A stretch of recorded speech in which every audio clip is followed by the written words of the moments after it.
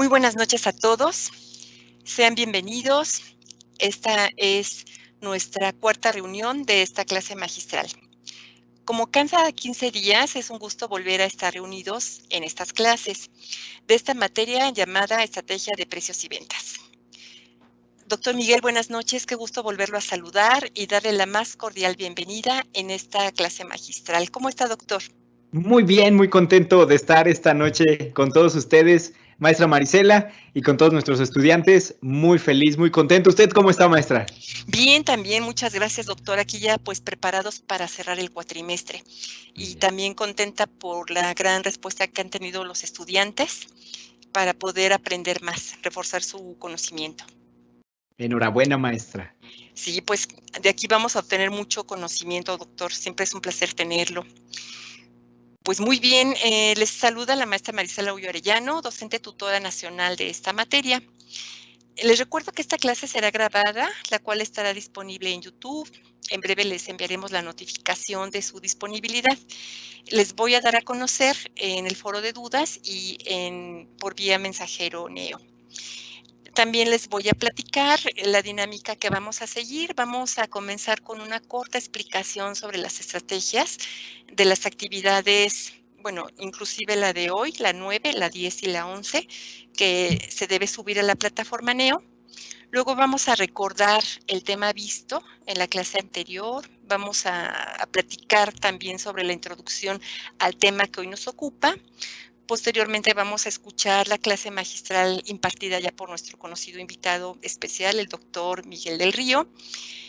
Posteriormente vamos a proceder a dar un espacio para preguntas y respuestas y vamos a cerrar la clase con conclusiones y daremos unos breves avisos. Muy bien, en la pantalla ustedes podrán observar que el día de hoy es la fecha límite para entregar el podcast, que es el precio como estrategia comercial para mercados internacionales. La duración que se espera es de 3 a 5 minutos, hoy todavía nos falta por recibir actividades, tómenlo en cuenta. ¿Alguna observación que tenga que hacernos aquí, doctor? Lo que vamos a ver el día de hoy, maestra Marisela, y bueno, todos el día de hoy, es precisamente el tema más importante que vamos a estar revisando, es precisamente esta tarea, ¿no? El precio, como lo que ya hemos visto, la sinergia que requiere el precio dentro de la mezcla de mercadotecnia. Si era importante en el mercado local, ahora imagínense en el mercado internacional, qué importancia tiene el precio, ¿no? Y las variables que van a estar involucradas. Así que bueno, esperemos que este podcast de estos 3 a 5 minutos de duración esté súper enriquecido con lo que vamos a ver el día de hoy, esta noche, muy, muy, muy enriquecido, maestra Marisela. Totalmente de acuerdo, doctor. Es un gran reto, ¿verdad?, poder hacer ese ajuste de tiempo para incluir todas estas variables que nos menciona. Ya en la sesión 10, que la fecha límite de entrega es el 25 de marzo, se va a entregar una investigación. El tema es la importancia de la cotización internacional y las técnicas más utilizadas para fijar los precios de la exportación. También es un tema que, bueno, justamente es lo que va a explicarnos el día de hoy, doctor. Sí, claro, y de hecho ya habíamos empezado a hablar este tipo de estrategias de asignación de precio en la sesión anterior, donde yo les decía que, bueno, pues a veces tienes que estar haciendo ciertas técnicas como de benchmarking para poder identificar si es rentable, si es atractivo algún tipo de insumo o finalmente mover un producto de un país a otro. Ya lo iremos viendo con esas técnicas en particular, pero si nada más recuerden que por ahí ya habíamos mencionado esta técnica. Y nada más decíamos, ¿verdad? Esto es importante porque ya en un contexto internacional, lo que vamos a ver el día de hoy, pues ya va a haber otras variables que incluso pueden ser políticas, ¿no? No necesariamente es la oferta y demanda, pueden ser ahí ciertas ideologías comerciales que, pues, por supuesto, impactan, ¿no? Ya lo veremos el día de hoy. Maestra Marisela. Definitivamente, doctor, muy interesante. Y la sesión 11, que la fecha límite es el 1 de abril, esperemos no tener que esperar hasta ese día, porque va a ser Viernes Santo, seguramente muchos van a querer tomar un respiro. Hay que entregar un tríptico donde se van a explicar los tipos de estrategias, las diferenciales y competitivas, los precios psicológicos y los precios para la línea de productos. Algo que también quiera aquí agregar, doctor, para apoyar a los chicos en la elaboración de sus actividades. Sí, muchas gracias, maestra Marisela. Hemos visto ya casi todas estas técnicas en los temas anteriores. Ya vimos, si ustedes recuerdan, hace 2 sesiones, la parte psicológica de percepción que tiene un precio, que de hecho con eso terminábamos la sesión del correspondiente al 4 de marzo.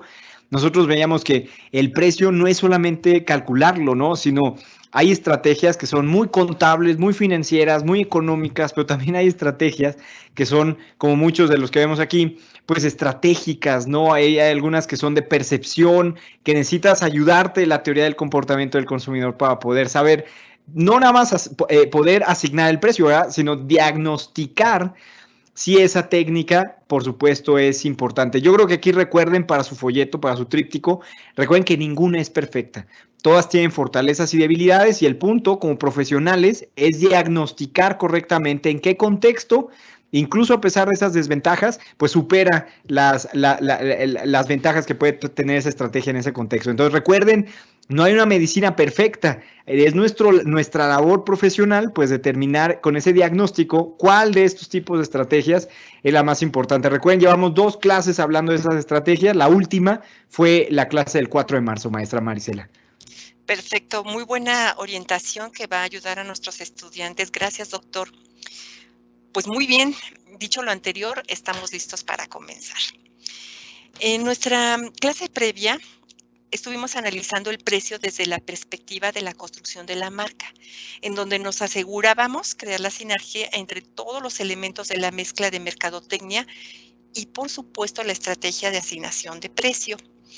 En esta penúltima clase evaluaremos los conceptos y tácticas que se emplean en un contexto internacional bajo la fuerza de la globalización y cómo llevar a cabo una estrategia adecuada en un entorno internacional. Doctor, estamos listos para que nos deleite con sus clases, que por algo se llaman magistrales. Adelante, doctor, lo escuchamos. Muchas gracias, maestra. Me da muchísimo gusto la introducción y me da mucho gusto poder platicar ahí con usted en esta introducción que tuvimos a la sesión del día de hoy. Ahí está el aplauso a la maestra Marisela, un aplausote, ¿cómo no? Porque aquí en la UNID así somos, así 100%. De hecho, para pues, todos, doctor. De hecho, pues hoy, ¿saben qué día es hoy? Hoy es 18 de marzo, oigan, y ya saben que aquí nos tomamos bien en serio las efemérides. Yo sé que es jueves, yo sé que el lunes es el uniforme de gala, pero de una vez, oigan, de una vez, porque hoy es 18 de marzo y si no saben, pues la expropiación petrolera fue ni más ni menos que el día de hoy, donde quiera que estén en México, ya saben que aquí hay que celebrar y conmemorar cada una de nuestros días ahí importantes. Así que bueno, pues celebren el día de hoy con mucho petróleo, yo creo, ahí sería la recomendación.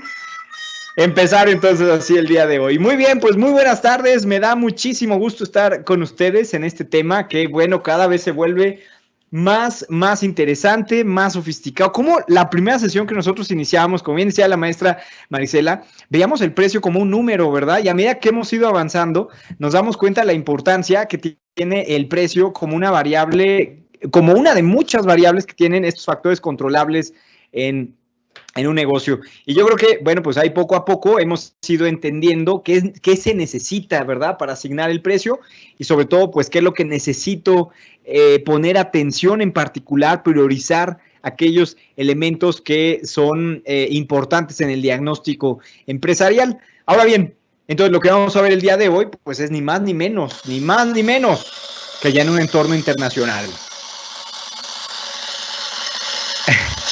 Así es, ahora sí lo que vamos a ver es un entorno internacional 100%.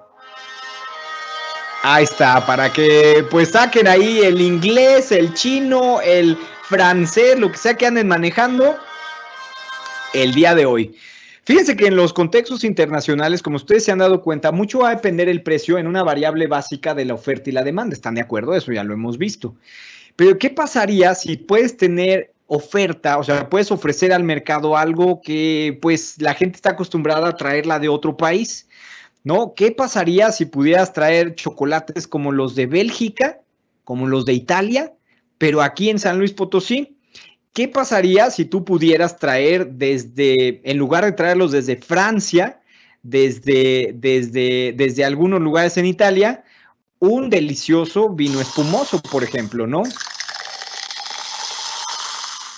¿Podrías hacer eso? ¿Estarían ustedes de acuerdo que eso va a tener un impacto tremendo en el costo, pero también va a tener un impacto bastante positivo en el consumidor? En lugar de tener que pagar toda esta distribución desde tan lejos, pues tiene a la mano de manera local productos y viceversa. Vamos a tener un saludo a todos los de Querétaro, por supuesto. Vamos a tener entonces también acceso a productos que de otra forma pues sería imposible. Y entonces, una de las características que tiene, si ustedes recuerdan nuestra primera clase, nosotros decíamos que la mercadotecnia nos permite poder tener un olfato de mercado, nos permite poder oler el mercado, poder saber dónde puedes hacer más dinero. Y en ese sentido, pues este olfato de mercado te puede decir que a lo mejor sí, tus chocolates o tu vino espumoso se pueden vender en Tabasco, se pueden vender en Mérida, se pueden vender en Coahuila, pero también se podrían vender quizás en Chicago, quizás en Beijing, quizás en París. Y entonces es cuando nosotros nos planteamos este contexto internacional, si vale la pena o no, y bajo qué condiciones vale la pena o no, pues operar en estos mercados internacionales. Todo esto se basa en una teoría, una teoría económica que nace hace muchísimos años. Es la teoría de la ventaja comparativa. Lo que nosotros entendemos como la teoría de ventaja comparativa es la mamá del concepto de ventaja competitiva. En 1819 nació una teoría bebé, recién nacida de los pañales, que se llama la ventaja comparativa. Y en esos entonces, bueno, pues esta teoría nos decía que hay países, hay regiones geográficas que ofrecen cierto tipo de especialización para ciertos productos y servicios. Si tienes un clima idóneo para las uvas, pues vas a estar como en Francia o La Rioja en España, donde vas a tener vinos como la champaña que mencionábamos, o por ejemplo como los vinos en La Rioja en España, muy particulares y muy especializados. Y entonces, si tú eras Gran Bretaña, donde todo el tiempo está lloviendo, donde todo el tiempo está, o todos los días del año está lloviendo y pues no tienes un clima tan soleado, tan como en el Mediterráneo, pues entonces quizás ahí no puedas hacer vino tan de buena calidad y te puedas especializar como lo hace Francia o como lo hace España. Pero quizás en otro lugar del mundo, quizás ahí en Reino Unido, te puedas especializar para otra cosa. Hasta aquí tiene sentido esta teoría de la ventaja comparativa. Por muchos años, nosotros entendíamos que había regiones geográficas que eran más especializadas en un tipo de producto que en otro. Y precisamente, pues es esta teoría. Esta teoría, entonces, le da la entrada a la teoría en la que está basada el marketing internacional. Una de las teorías que es la mamá de un siguiente bebé, una siguiente teoría bebé, es la ventaja comparativa. Y esta teoría nace, como ustedes se dan cuenta, pues esta teoría nace básicamente de la necesidad de poder entender cómo, pues sí, hay regiones que son muy fuertes, muy especializadas en un tipo de producto, pero también por otro lado hay regiones donde hay organizaciones, donde se van a especializar también. Ese grado de especialización que puede tener una empresa es lo que nosotros llamamos en negocios la ventaja comparativa. Es la manera en cómo nos vamos a pelear con el resto de los rivales, esa manera especializada, esa técnica, esos procesos, ese ADN empresarial que se puede pelear mejor que los demás. Y eso precisamente es lo que nosotros conocemos como la ventaja comparativa. Ahora bien, si entonces seguimos este hilo de ideas y que es la mamá de esta gran teoría de lo que nosotros le llamamos al día de hoy marketing internacional, la comercialización internacional entonces se basa en una premisa, lo que le llamamos la teoría de las ventajas absolutas. Cuando un país es buenísimo en producir un producto o servicio en particular, nadie lo va a poder hacer mejor. Órale. ¿Qué opinan? Cuando un país o una región geográfica es la mejor para poder determinar si ahí se puede o no se puede, especializar en un producto o servicio, nadie más va a poder competir. Y bueno, pues de ahí nosotros vemos esta capacidad. Este mismo orden de ideas, nosotros lo vemos precisamente en lo que nosotros conocemos como la ventaja competitiva organizacional. Entonces, de esa forma, nosotros tenemos pues una manera de poder identificar si una empresa puede estar especializada en un talento en particular. Y eso, por supuesto que eso lleva tiempo, ¿están de acuerdo? Eso lleva muchísimo tiempo.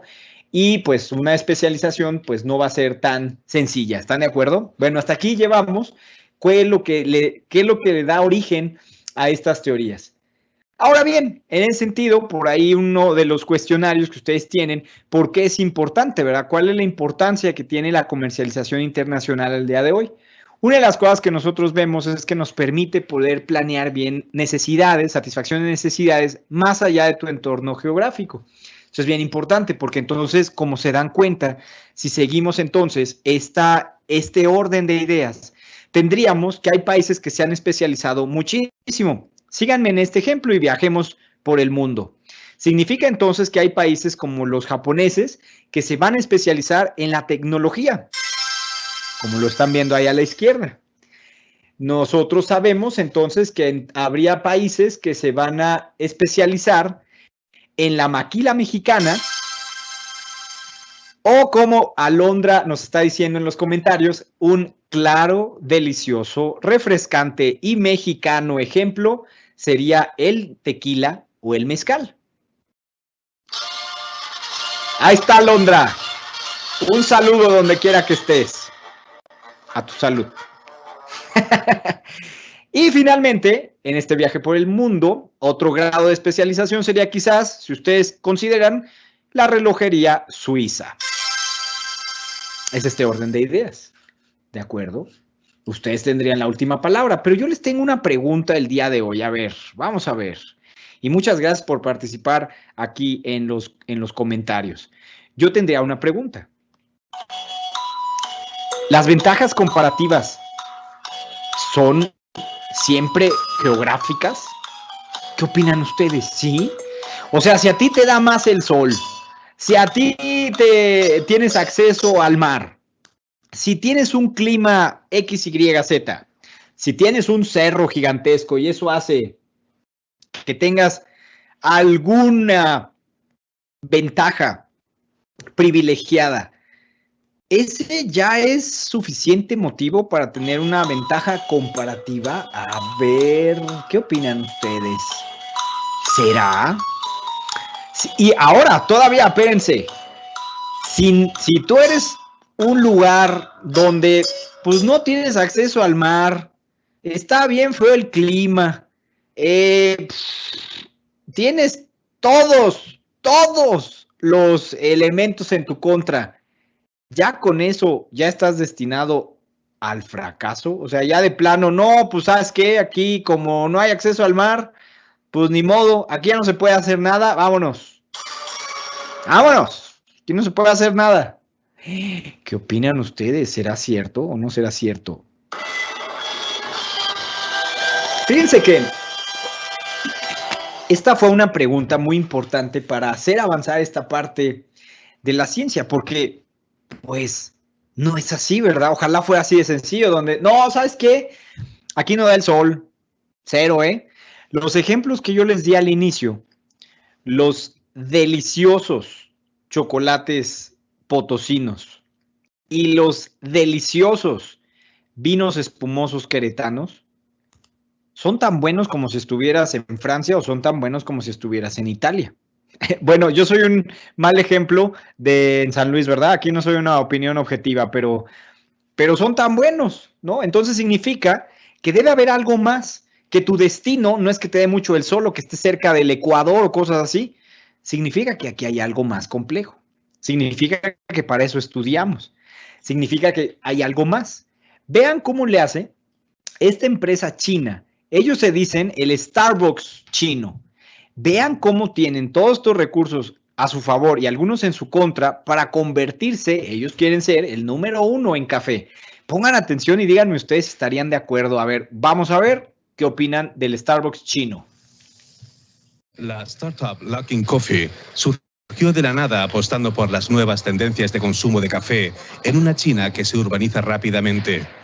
En los nuevos centros y barrios comerciales de China, donde antes reinaba Starbucks, ahora hay muchos locales de Luckin. La cadena de café con sede en Pekín quiere salir a la bolsa de Estados Unidos. Ya solicitó entrar en la bolsa de Nasdaq y planea recaudar $300 millones en la OPV. Desde junio de 2017, Luckin se ha expandido con 2.370 tiendas en 28 ciudades, con el apoyo de inversores chinos importantes. A finales de este año, Luckin quiere ser la red de cafeterías en China con mayor cantidad de locales. Luckin tiene a Starbucks en la mira.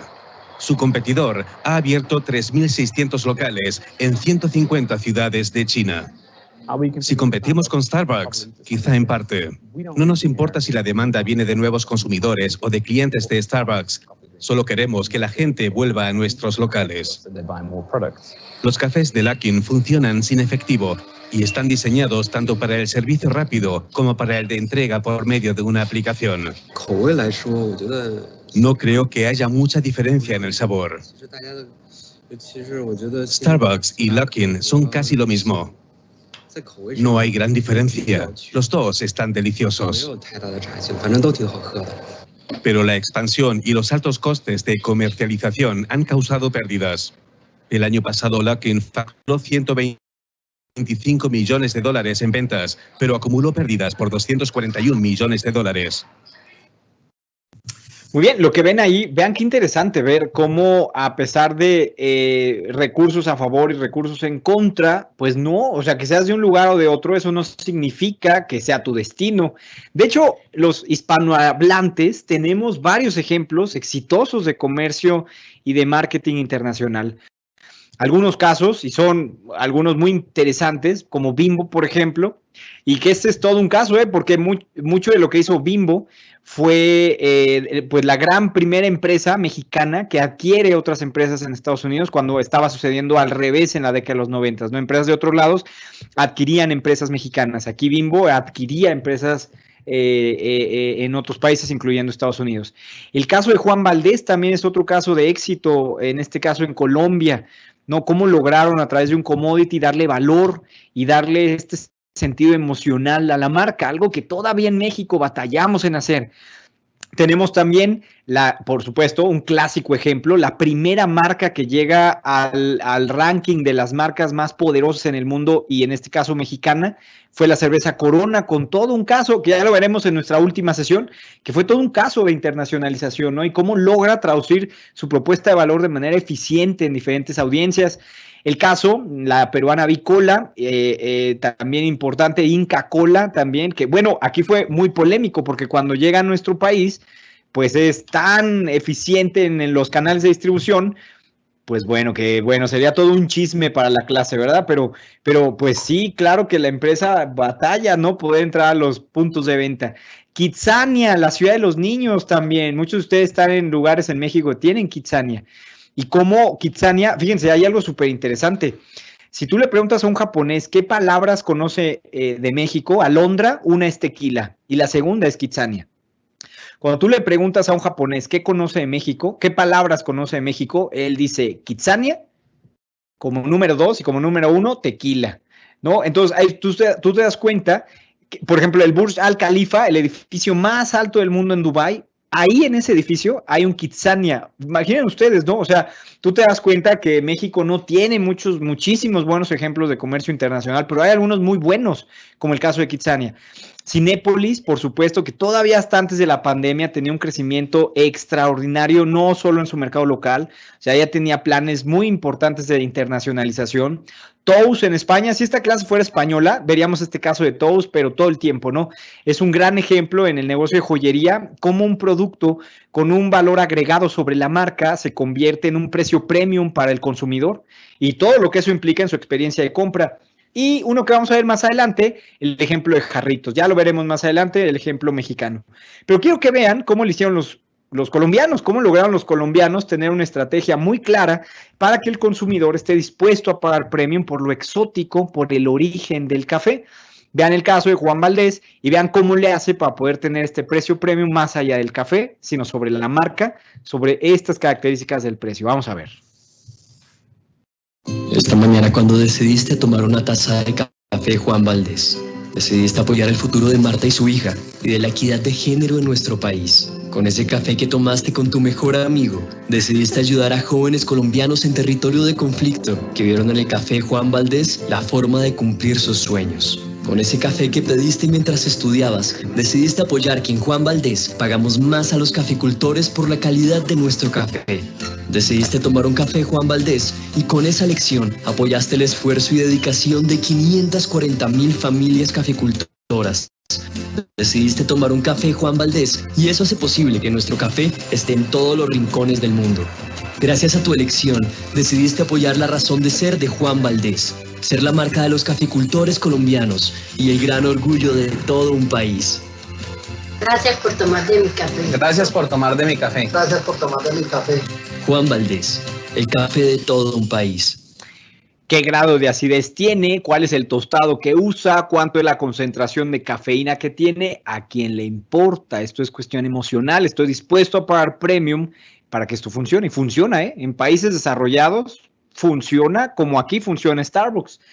Ahora bien, veamos entonces para su podcast, y aquí hay algo bien interesante que les puede ayudar para la tarea que tienen que hacer. Aquí habría primero que definir estas grandes diferencias entre el marketing local y el marketing internacional, porque es lo que vamos a continuar viendo en la próxima y última sesión. ¿Qué diferencias podemos tener? En el marketing local, y tomando un poco la teoría del comportamiento del consumidor, tenemos un mismo idioma, o sea, en tu mismo país el mismo idioma, y más o menos las mismas dimensiones culturales.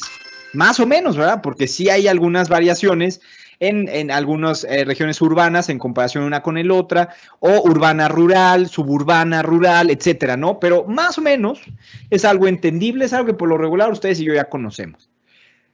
En cambio, en el marketing internacional puede ser que haya diferentes idiomas. El caso de China, donde se hablan diferentes lenguajes o diferentes variaciones del chino. Puede ser, por ejemplo, Suiza. Puede ser, por ejemplo, Italia, donde incluso de norte a sur, pues el italiano cambia. Puede ser, por ejemplo, en Reino Unido, donde hay otros idiomas como el galés, por ejemplo. En España también, ahí está, por ejemplo, Barcelona, la región y otras regiones que tenemos en España. Se me fue el nombre, ¿verdad? Pero se me fue ese. Vasco, el País Vasco, por ejemplo. Ay, casi se me olvida. ¿Vieron cómo lo agarré en el aire? ¿Vieron cómo agarré en el aire el País Vasco? ¿Vieron? Luego lo ponen en cámara lenta para que vean cómo lo agarré en el aire. Y tenemos ahora, pues sí, ¿verdad? Esas diferencias. Tenemos también en el marketing local, tenemos la disponibilidad de información. Es simple y precisa. Bueno, hay de países en países, ¿verdad? Pero, por ejemplo, aquí ya sabemos que tenemos el INEGI, que tenemos las cámaras empresariales, que tenemos una bolsa de valores, ¿no? Y que tenemos ciertos reportes que sabemos de dónde podemos tener la información y porque conocemos, ¿verdad? El marketing internacional, por lo regular, es muy probable, sobre todo en mercados muy grandes, muy explotados, la Unión Europea, por ejemplo, Estados Unidos, por ejemplo, China, pues esté muy fragmentada la información, ¿no? Por ejemplo, es muy común que en otros países la información no la tengas como te la da el INEGI, sino por origen étnico. Entonces eso también, pues le crea al empresario, pues por supuesto que una mayor complejidad, ¿no? En el marketing local tenemos una sola divisa, en el caso de nuestro país, el peso mexicano, y en el marketing internacional no nada más podemos tener una diferente divisa, por supuesto, bastante evidente, sino que tienes otros factores más allá de tu economía local que pueden impactar el valor de esa divisa. Piensen, por ejemplo, Venezuela, piensen, por ejemplo, Cuba, o piensen países que con un cambio político de ideología, como sucedió en Estados Unidos, como en otros países ha sucedido, donde hay un cambio de régimen de ideología bastante fuerte, pues eso también impacta, por supuesto, estos factores macroeconómicos. Y finalmente, bueno, les podría dar harto chisme, pero yo creo que eso lo dejamos para la última clase. Pero las regulaciones en un país no es lo mismo en otros. De hecho, en países como Estados Unidos, en algunas regiones en Japón, de región en región la regulación no es la misma, ¿no? Hay ocasiones donde el estado donde estás operando, en el caso de Estados Unidos, es diferente esa regulación a lo que es en otro, no como lo podríamos entender aquí, ¿no? Que es más federal. Entonces, en ese sentido, la regulación en nuestro país, pues sabrías cuál es la norma oficial mexicana, si hay o no hay. Y en el caso, lo que tú pienses que es orgánico, lo que tú pienses que es artesanal, lo que tú pienses que es inocuo, pues en otro país o en otra región dentro de ese país, puede que no lo sea.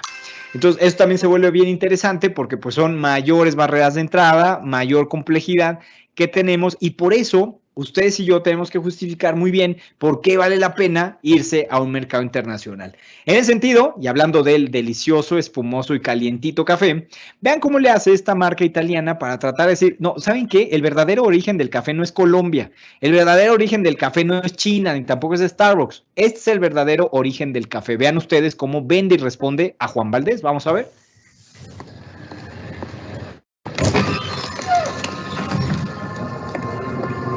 I'd like to taste a real Italian coffee, please. Real Italian coffee. Did you say real Italian coffee? Real Italian coffee? What? What? What? What is the real Italian coffee? I don't know. It's espresso, no? Mocha? You mean black coffee? Cappuccino? Café con leche. Americano? Espresso americano? Manai? It's called Fredo. Holy shit. She wants a real Italian coffee. She wants real Italian coffee! You mean flat white? Did someone say instant? That's a game changer. Real Italian coffee. That's amazing. So what is the real Italian coffee? The real Italian coffee. Lavazza. Why didn't you just say so? Exactly. Oigan, peleadísimos de dónde es el verdadero café, ¿sí o no? Bueno, ahí tú empiezas a ver tendencias sobre una industria, cómo un país responde a otro, cómo una región se especializa en algo, pero ustedes están viendo aquí literal la guerra del café al día de hoy, ¿verdad? Ya lo vieron en China y no se quedan atrás, ¿no? En ese sentido, vean cómo una de las características fundamentales que requiere una estrategia de comercialización internacional son dos elementos mutuamente excluyentes. Por un lado, muy importante, la adaptabilidad, es decir, la flexibilidad, o sea, que lo que tú puedes vender en tu país lo puedas adaptar en función de las certificaciones, del comportamiento del consumidor, de factores sociales, incluso factores de logística que tendría el otro mercado.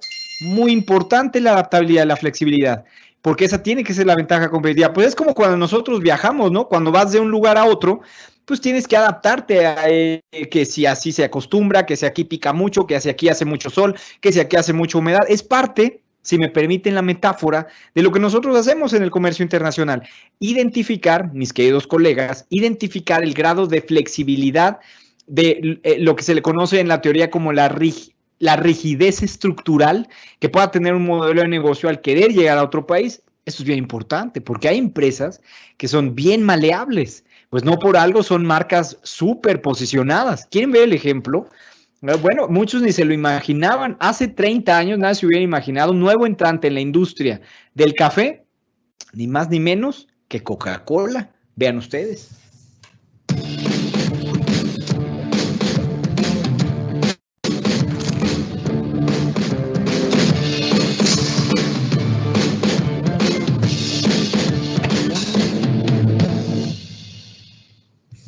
¿Quién se lo hubiera imaginado? ¿Quién se lo hubiera imaginado? ¿No? Pero bueno, también eso es lo interesante. Ustedes ven cómo cada país, cada región, independientemente de su clima, de si tiene acceso al mar, que si está cerca del Ecuador o no, que si cae nieve o no, que si tiene 4 estaciones o no, ustedes se dan cuenta, pues mucho aquí tiene que ver esa especialización que tiene más allá de cualquier elemento geográfico que pueda ayudarle o no.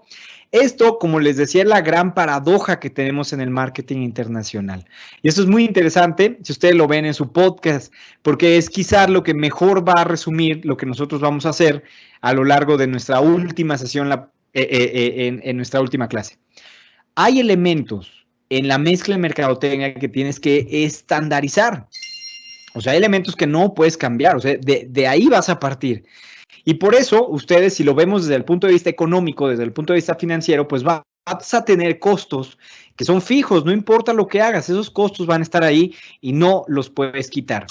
Así como, por supuesto, elementos del posicionamiento y de la marca y del legado del posicionamiento que quiera tener la empresa con ese producto o la marca en particular. Pero también, por otro lado, lo que yo les decía, esta gran paradoja es que hay elementos que ustedes y yo tenemos que diagnosticar como estandarizados. Sin ellos no se puede operar, pero también requieres adaptación y flexibilidad. O sea, requiere las dos. ¿En qué momento requieres una estandarización o qué elemento no lo vas a cambiar y qué elemento sí lo vas a modificar? Es todo un tema. ¿Quieren ver un ejemplo mexicano? Vamos a ver un ejemplo mexicano, a ver si les queda claro cómo en la comercialización internacional va a haber elementos, no solo el precio, sino de toda la mezcla de mercadotecnia, que van a ser estándares, o sea, que tú decides que no vas a cambiar, y hay elementos que tú decides que tienes que adaptar. ¿Les ha sucedido eso en lo personal cuando salen de vacaciones? Hay elementos que dices, mira, no importa, pero el hotel tiene que tener esto y mínimo vamos a pasear aquí. Pero también bueno, quiero probar esto, quiero ver qué onda, quiero experimentar, quiero subirme, etc. ¿Sí o no? Bueno, esa misma metáfora nos sirve para poder identificar qué elementos, tanto contables como económicos, como de posicionamiento, como de comunicación, tú vas a estandarizar, no vas a cambiar, no importa qué, y qué elementos sí. ¿Quieren ver un ejemplo? Bueno, veamos el caso de Jarritos. ¿Conocen los refrescos de la marca Jarritos? Vean ustedes, vamos a viajar por 2 lugares, México y Estados Unidos. Vamos a ver cómo es Jarritos. Vamos a ver si encuentran diferencias. Vamos allá.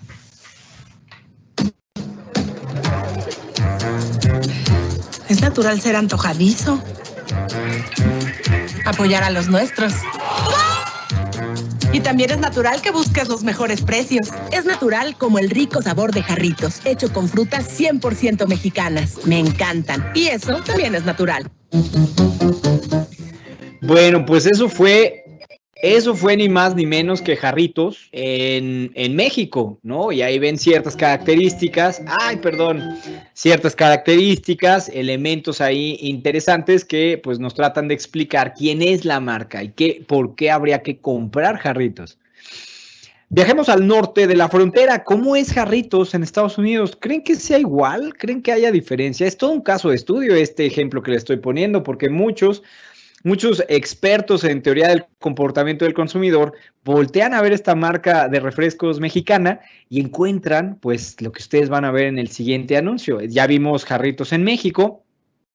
¿Cómo será la comunicación integral de Jarritos en Estados Unidos? Vamos a ver.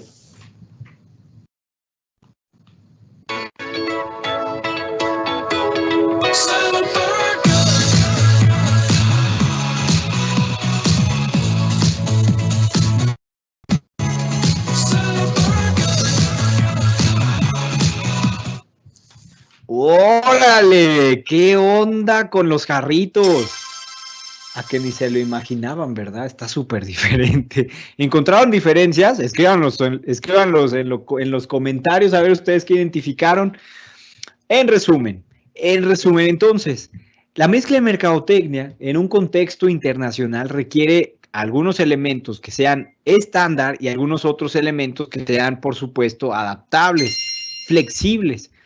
Eso viene como consecuencia de 2 cuestiones muy importantes en nuestro diagnóstico gerencial, que ya alguna vez habíamos hablado, me parece que fue la segunda sesión.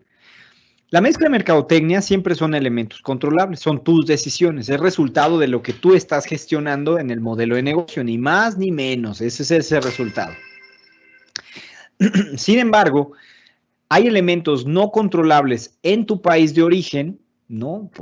Por supuesto que los proveedores, que una regulación, un cambio en la logística, etcétera. Y sin embargo, también hay cambios en tu mercado de destino, del país destino. Aranceles, un cambio del comportamiento del consumidor, regulaciones, cuestiones tecnológicas, por ejemplo, de los puntos de venta, etcétera. Y entonces por eso nosotros necesitamos tener una parte del precio que tú sabes que no puede ser menor que esa, una parte de la distribución que no puede ser diferente a esa, una parte del producto que no puedes cambiar por lo que sea ahí la importancia, y por otro lado otras partes de tu promoción que no puedes modificar. pero como lo vieron en el caso de Jarritos, también tiene elementos que deben ser flexibles y adaptables, porque por eso segmentamos. Porque por un lado nosotros sabemos que no todos van a entender lo mismo. Y en ese sentido, pues ahí ustedes se dan cuenta cómo en el caso ahorita que vimos de Jarritos, y podríamos analizarlo por más tiempo, pero no hay mucho tiempo, pero los invito a que echen un clavado. Hay varios artículos que pueden encontrar sobre algunas marcas, o como los casos que les puse hace un momento de los casos de Hispanoamérica, donde lo que ustedes se dan cuenta es hacer ese análisis, ¿no? Hay elementos que sí tienes que adaptar y hay elementos que tienes que flexibilizar. Y decidir muy importante, sobre todo para aquellos emprendedores que quieran llegar a otro país, decidir muy importante el grado del alcance geográfico, ¿no? ¿Cuál es el enfoque geográfico que vas a tener? Si lo vemos desde abajo hacia arriba, en esta de nuestras últimas diapositivas, podríamos encontrar entonces que puedes tener un mercado local, como las marcas que compramos nosotros comúnmente, pues en nuestro mercado local, en nuestra área geográfica, y que no se venden más allá de ese mercado local. Si alguien por ahí me está escuchando desde el bellísimo estado de Hidalgo, pues yo me muero por los pastes, me muero, o sea, me enveneno con los pastes. Pero aquí en San Luis Potosí, pues no hay pastes, solo están allá, y los meros de Real del Monte. Pues entonces aquí no hay. Entonces yo sabría, pues, que estos pastes están operando un alcance geográfico muy local, ¿verdad? Entonces, bueno, pues ese sería ese ejemplo, ¿no? Por aquí Cristina nos dice la temática, por ejemplo, de la música y los cortometrajes, ¿no? Ver hasta qué grado de alcance puede tener. Dice por aquí Andrea, Jarritos en México se venden de una forma más familiar y realzando los sabores mexicanos, y en Estados Unidos solo se enfocan en satisfacer las necesidades, en este caso, la sed.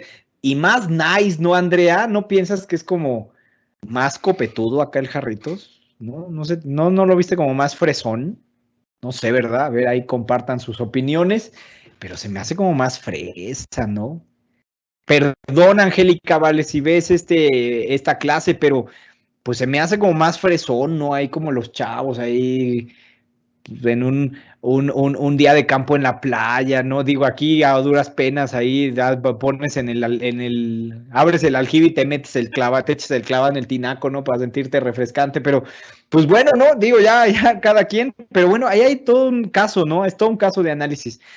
El otro sería mercado regional, por ejemplo, ¿no? El siguiente, o sea, cada vez mayor alcance geográfico, tendríamos el mercado regional, donde lo venden, por ejemplo, en todo el norte, como los que estén por allá en Coahuila, los que estén por allá en Nuevo León, la deliciosa machaca, una cosa, no, ¿qué les puedo contar? Yo creo que todos los que están en el norte, se los juro que estoy babeando nomás de mencionarlo, y ahorita que dije el paste, imagínense cómo voy a salir de esta clase el día de hoy, pero por ejemplo la machaca, ¿no? Que es algo que es regional, no nada más la encuentras en un solo lado, o por ejemplo cierto tipo de tamales, ¿no se han fijado? Bueno, yo he visto que pues les dicen, pero pues son muy similares, perdón, pero yo pensaría. Y luego tenemos el mercado nacional, ¿no? Algo que se vende en todo México, de norte a sur, por ejemplo, o servicios que se dan de norte a sur. Tendríamos mercados internacionales, por ejemplo, solo en Latinoamérica, o solo en Europa, o solo Norteamérica, o solo Asia-Pacífico. Y finalmente tendríamos el mercado global, como el de los perfumes, por ejemplo, se vende igual en todos lados. Dice Andrea que sí es más fresa. ¡Ay, qué bueno que estás de acuerdo conmigo! Inclusive yo también pensaría que demográficamente y psicográficamente va dirigido diferente, pero ahí podríamos tener toda una polémica, porque hay gente que dice que no. Yo digo que sí, pero pues ya veremos, ya le preguntaremos a Jarritos en otra ocasión. Sirve que a ver si nos regala unos Jarritos, nos patrocina en la última clase. Dice aquí Adriana que la imagen es más fashion, como que incita a que lo vean los jóvenes, y en el otro es más familiar, ¿están de acuerdo? Como ahorita nos compartían. Dice Cristina, sí, muy fresa, por eso decía que la música y la temática es bien diferente a la de México. Allá es más en amigos y que familiar, como, ay, muchas gracias. Sí, precisamente, Andrea, no, ahí lo leí quizás muy rápido, pero sí, o sea, se fijan cómo la propuesta de valor, lo que compras es diferente, o sea, como bien nos dice por aquí Andrea, o sea, lo que compras es diferente, o sea, es el mismo producto, pero la propuesta de valor es diferente. Ay, me gusta mucho que opinen esto, porque me doy cuenta que sí ahí han puesto atención en sus clases y se dan cuenta de estas diferencias muy, muy, muy importantes, muy relevantes en su visión aquí de marketing empresarial. Bueno, pues entonces, ¿por qué valdría la pena? Esta también es otra cosa bien interesante que pueden incluir en su podcast. ¿Por qué valdría la pena exportar? Bueno, 4 grandes cosas, ¿eh? Por supuesto que puede haber más, pero 4 grandes cosas que son muy importantes. La número 1 sería porque tu mercado nacional ya está bien saturado. De hecho, no sé si lo sepan, ¿no? Pero muchas de las empresas que nosotros conocemos, como Dunkin' Donuts, Starbucks, etcétera, su mercado local, su mercado de origen ya estaba bien saturado. Entonces ellos se fueron a otros mercados como China, India, Latinoamérica y pudieron tener otros ciclos de vida diferentes, en crecimiento en este caso. Entonces eso es importante. La cerveza Corona fue igual, ¿no? Llega a otros mercados, en otros países y pues tiene un ciclo de vida diferente y es pues bastante rentable. La otra, porque la oferta puede ser mejor que la competencia internacional. Ese también es bien importante, porque aquí ustedes pueden darse cuenta que si lo que tú produces es mejor que lo que podría producir alguien más, eso también, como las champañas en Francia, pues eso también es interesante, porque si tú sabes que tus aguacates, para todos los que nos están escuchando desde Michoacán o que están comiendo un delicioso guacamolito ahorita, los que saben que sus aguacates son los mejores, que incluso los que se producen en otros países, es hora de competir, es hora de sacar el capitalista salvaje que traemos dentro y decir, bueno, pues yo puedo hacer esto, ¿no? Y en ese sentido, pues eso es bien interesante, cómo muchos de nuestros productos han tenido éxito precisamente porque nosotros logramos producir, pues mejor, tanto objetivamente como relativamente un tipo de producto. Siguiente, ¿por qué valdría la pena considerar llegar a otro país? Porque ese mercado paga más, porque ese mercado está dispuesto a pagar un precio premium más que tu mercado local. Vean, por ejemplo, aquí en San Luis Potosí tenemos unos rebozos en Santa María del Río, son muy famosos esos rebozos, pues, se ponen aquí en la cabeza. Y ustedes saben que hay otras culturas que también usan ese tipo de prenda, por ejemplo en los países árabes, algunos de los países de religión musulmana, pues las mujeres utilizan una prenda similar. Esos mercados pagan más, muchísimo más. Imagínense una boutique en Dubái. Sin embargo, bueno, pues poder oler este olfato de mercado y saber dónde huele a dinero es muy importante, muy interesante. Y finalmente, la última, entre otras que podríamos ahí mencionar, ¿por qué valdría la pena llegar a otro país y comercializar? Porque en ocasiones ya el mercado ya se llevó tu producto allá y ya existe una necesidad de satisfacción, ¿verdad? Les voy a contar el caso de las salsas picantes. Por ahí hay una salsa picante para todos los que nos escuchan de Jalisco, la salsa Valentina. Y entonces todo un caso también, porque pues mexicanos que hemos vivido en el extranjero, sabemos que pues, te puede faltar todo menos la salsa picante. Pues, o sea, todo te puede faltar, pero eso nunca. Mexicano que se respeta tiene su salsa picante, si es Valentina, chamoy, etcétera, todo eso todavía más. Entonces, pues se daba cuenta la empresa que pues muchos de nosotros ya nos habíamos llevado la salsa, que ya había pues una necesidad, ya no nada más de los mexicanos que nos la llevábamos, sino ya incluso de otros segmentos de mercado. Eso ocurre mucho en Estados Unidos, de hecho, ya ves que ya no solo los latinoamericanos o los mexicanos son los que están consumiendo ese tipo de productos y eso por supuesto que te ayuda a bajar esa barrera de entrada al querer comercializarla. Súper, súper interesante, pero nada es perfecto, ¿están de acuerdo? Nada es perfecto, lo bueno y lo malo. Con la comercialización internacional, lo bueno pues es menores fronteras económicas, eso lo vemos desde el Tratado de Libre Comercio, mayor estandarización y certificación, es decir, tú ves las certificaciones de otros países, pero aunque no te lo pida tu mercado local, lo haces igual, de tal forma pues que sea estándar, ¿no? Que el beneficio que te puede dar en otro lado lo puedas tener en el mercado local. Que puedas comunicarte con mayor inmediatez para hacer negociación, logística, distribución, y es que la tecnología es una herramienta tremendísima al día de hoy.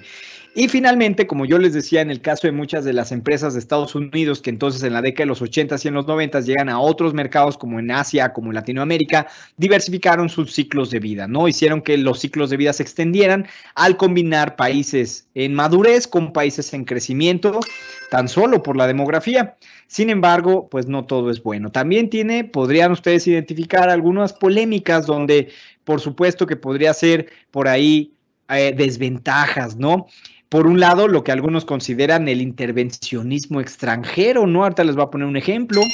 La pérdida de identidad nacional, por aquí nos mencionaban el tequila. Bueno, pues el tequila ya está en capital extranjero, 100% aquí en nuestro país. La disminución del comercio local, claro, pues si te paga más otro mercado internacional, pues mejor dejas el mercado local. Y finalmente, pues la susceptibilidad, la vulnerabilidad a impactos globales en general, ¿verdad? Negativos. Vean cómo le hace la industria del tequila. Vean quién es el emprendedor que van a ver aquí teniendo su propia tequilera. ¿Quieren ver quién es este emprendedor? A ver, pongan atención.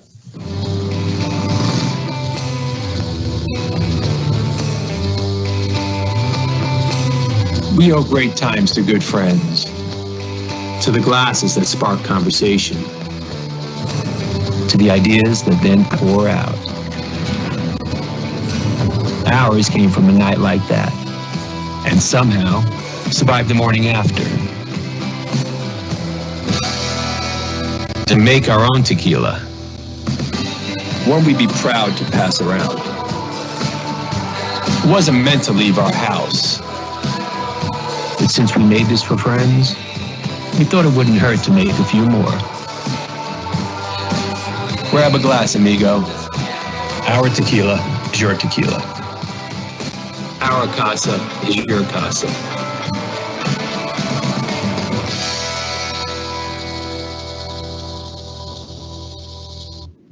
Bueno, pues todo un tema, porque Justin Timberlake, el esposo de Beyoncé, George Clooney, entre otros, pues tienen sus propias tequileras, ¿no? Emprenden en tequila o mezcal.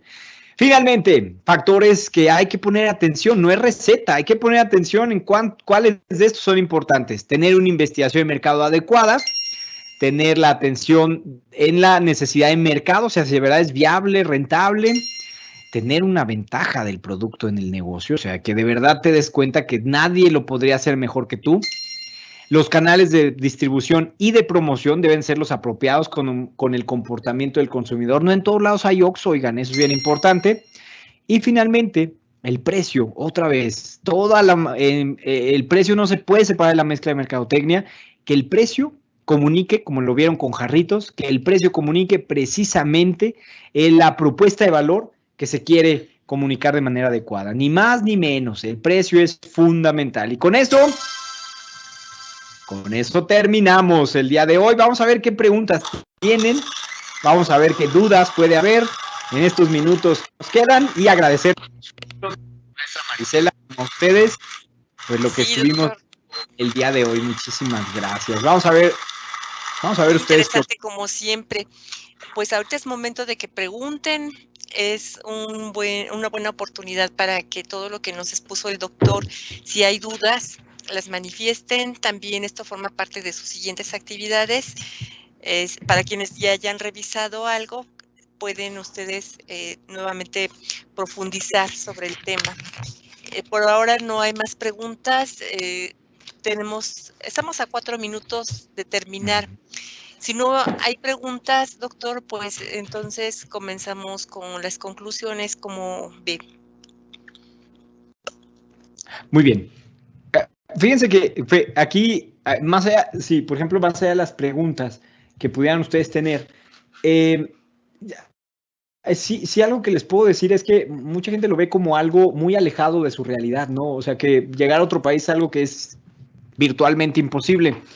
Pero, pues, en realidad sí hay, yo les recomendaría infórmense, acérquense a expertos, dense cuenta que no está tan difícil, ¿no? Muchos de nuestros casos de éxito se iniciaron con menos de lo que ustedes tienen en la clase del día de hoy, ¿no? O sea, muchos de ellos iniciaron con menos de lo que nosotros explicamos y reentendimos el día de hoy. Entonces, sí, no lo vean tan alejado. Por ahí también no vean que, pues, si ya no la haces en tu mercado local, pues, ¿por qué te vas a ir a otro lado? O sea, hay cosas que se pueden hacer a la par. Pueden ustedes informarse, y sobre todo cuando, yo creo que muchos de ustedes lo tienen, sobre todo aquellos que tienen un negocio propio o familiar, tú te das cuenta que tienes potencial, ¿no? Tú te das cuenta que lo que estás vendiendo te podría funcionar en otro lado. Y bueno, en ese sentido, yo los invitaría a no ver solo el precio como la variable única. El precio es una de muchas, pero como lo vimos, va a influir muchos elementos, algunos que son económicos, algunos que son en cuestión de diversificación o del posicionamiento o el comportamiento del consumidor, donde el consumidor no está dispuesto a pagar menos por algo así. Entonces, todo ese tipo de cosas, así como las certificaciones y las posibles barreras de entrada que puedas tener al ingresar a un mercado, pues sí es algo que debe de ocuparnos, diagnosticar correctamente cuándo sí y cuándo no. Solo recuerden, pues es como una competencia, ¿verdad? O sea, estar listo para ese tipo de competencia, pues requiere entrenamiento. Entonces, quizás finalmente lo que hemos visto hasta esta penúltima sesión es que la orientación de mercado no nada más te permite saber si tienes el potencial como empresa. Yo creo que una de las cosas más importantes, y bueno, ya ustedes ahí lo verán cuando regresen a sus empresas y en sus trabajos y en sus negocios, uno ve el potencial en otro lado, ¿no? Eso que yo les decía, ese olfato de mercado, que ustedes recuerdan en la primera clase yo les decía, es bien importante el olfato de mercado porque te permite identificar oportunidades. Dice aquí Alondra, que escribe desde Oaxaca el día de hoy. Ay, qué padre. Dice, productos de exportación en mi estado, que me gustaría en la siguiente clase nos pudiera dar más herramientas para... Nos dejaste ahí en los puntos suspensivos. Ya nomás no vimos para qué, ¿verdad? O sea, creo que si estoy entendiendo bien la pregunta, Alondra, es, tú te das cuenta que un productor local, para el mercado local produce un producto y para en otro lado produce un diferente producto. Fíjate que ahora tú te vas a dar cuenta cada vez más esta tendencia en donde, por ejemplo, de mi estado que me gustaría nos vea más información para exportar esos productos con éxito. ¿Quieren que veamos eso? ¿Quieren que vean como algunas áreas de comercio internacional de productos? Está interesante. Por ejemplo, yo solo he ido a Oaxaca una vez, te lo juro que me enamoré de Oaxaca, amé Oaxaca, súper preciosísimo. Fui a Santiago Matatlán, también ahí donde es el mezcal, dice la capital mundial del mezcal. ¡Qué maravilla, ¡Qué maravilla! Ahí te mando un saludo, Alondra, de verdad. Fíjate que sí hay mucho, hay algunos, pero te digo una cosa, yo creo que la moraleja, y quizás ya que termine el enamoramiento, pero yo creo que ahí la moraleja, más allá de ver el producto, Alondra, sí, aquí ya tomé nota para explicarlo en la próxima sesión, pero ¿sabes cuál es aquí el truco? Y no quiero arruinar la sesión final que vamos a tener en abril. El punto no es el producto, ¿te das cuenta? O sea, el producto no es. El día de hoy yo les presentaba el café, pero ve cómo cada uno tiene un posicionamiento, ¿no? Entonces no es el producto. ¿Quién te habló de el tostado, el molido? No, si te fijas, y una de las cosas que era lo que yo les hacía énfasis al inicio, el mexicano a veces no entiende esto. Él quiere hablar en términos del producto y de la manufactura. Cuando tú y yo como consumidores damos por hecho. O sea, cuando compramos sal del Himalaya, carísima, tú no dices, oye, ¿cómo será la mano de obra? ¿Cómo será la línea de producción? ¿Tendrán robots? No, o sea, tú das por hecho, ¿no? Entonces, fíjate ahí la importancia de y cómo lo que hemos visto, ¿no?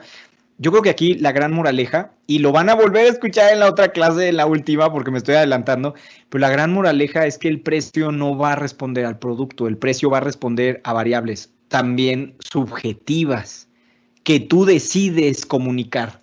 Entonces, yo creo que ahí, muchas gracias, Adriana, muchas gracias, Alondra. Yo creo que ahí, mi estimada Alondra, cuando yo fui a Oaxaca, de verdad que ves en cada paso que das, como cuando vas, por ejemplo, a Hidalgo, que veo ¡ay, qué delicia! ves la platería, ves los pastes, ves las artesanías, la cerveza artesanal, etcétera, las haciendas pulqueras. O sea, lo que tú te das cuenta es, no es que el producto esté mal, o sea, lo que estás batallando es encontrar a personas como tú que ve más allá del producto. Me estoy adelantando, perdón, maestra Marisela, me estoy adelantando al último tema, pero yo creo que por ahí va, doctor, mi estimada Alondra, por ahí va